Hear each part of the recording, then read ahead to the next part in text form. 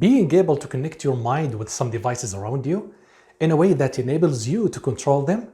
Wow, mind blow. Hello people of the internet, this is Adi Twaisi. I cannot hide my enthusiasm for discovering new technologies and seeing up to what extent the potential can lead us. That's why I would like to share the next thing that I've learned about the electroencephalography, aka EEG device. If we use such devices, would that lead us to raising our laziness and dependency or not? Let's see about that. Let's use one of the most popular EEG devices available on the market nowadays, called Emotive. It's basically a headset that consists of multiple parts and sensors. The sensors look like this. The more sensors you have in an EEG device, the more accurate readings for the mind waves become. We need to know first how to connect those parts together. Put those sensors in their correct spots in the EEG device. Then we put a drop or two from this liquid on each sensor. Now this liquid is made from water, salt, and glycerol. It's going to be the connecting medium between the sensor and your head scan. Easily enough, you can wear it from the top of the head. These two sensors go to the front. The top sensor comes right at the crown spot. And finally, the sensor should touch the area behind the left ear. Cool, we put it together and we wear it right. What's next? Technically speaking, these EEG devices work by empowering individuals to understand their own brain and accelerate brain research globally. In other words, it can record the brainwave patterns and then it sends the data to a computer or a cloud. Now here's the tricky part. We can do the following mapping.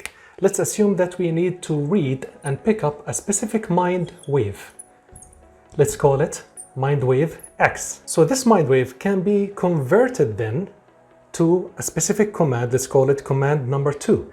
This command can be applied and executed on a PC, on a laptop, mobile system, even a robot, or basically any computerized system. In addition, we can pick up the same mind wave and then convert it to execute multiple commands. Say, for example, command number 10 and also command number 30, for example. This way, we would have one-to-one relationship or one-to-many. One of the apps gives you a cube on the screen and asks you to move it to a specific direction, left, right, up, or down. You can train on using BCI capability to move the cube in a three-dimensional space, meaning just by imagining the cube going far or coming closer, it can go far or come close on the z-axis, respectively.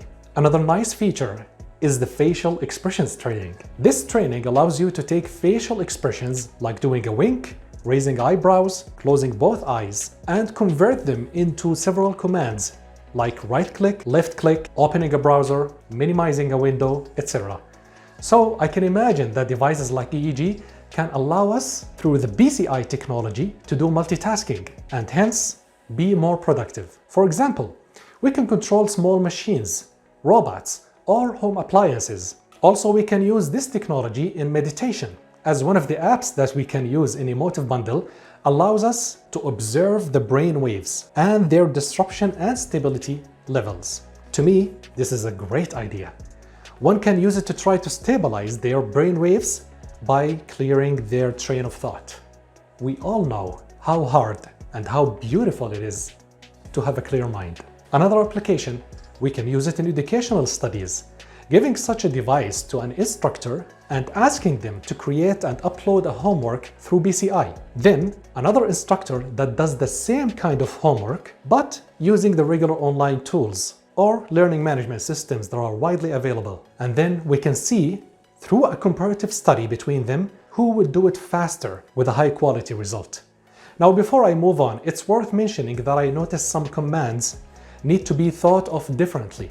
Generally speaking, a person thinks in a different way than the other. Therefore, just like the example of the cube we mentioned before, if you want to move it upward by a brain command, then you may want to think about the cube moving upward and imagine it. If it doesn't work, then you may imagine yourself flying upward. If that doesn't work either, you may try to memorize the cube, close your eyes, then imagine it flying upward. From my own experience, these three ways worked most of the time. Going back to our suggested experiments and studies, we can do another comparative one on students in order to see who can solve that homework and re-upload it to to their instructor, students with regular tools or those with the BCI.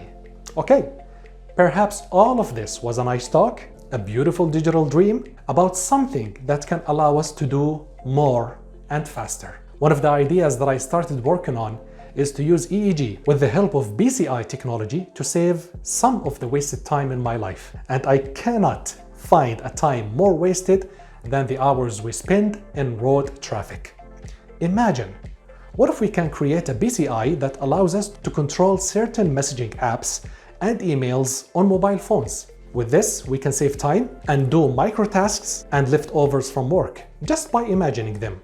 All of this would also help maintain safety because I wouldn't have to look at any screen while driving anymore. I believe any successful project needs to start with a few baby steps. Until now, I don't see a potentially high risk from it since we're not talking about an embedded chip inside the brain. Everyone have the choice whether they want to wear an external device or not to wear it at all. With such technological advancement, I think we are racing against time, just like time is racing against us. Thank you so much for watching. Let's get back to work.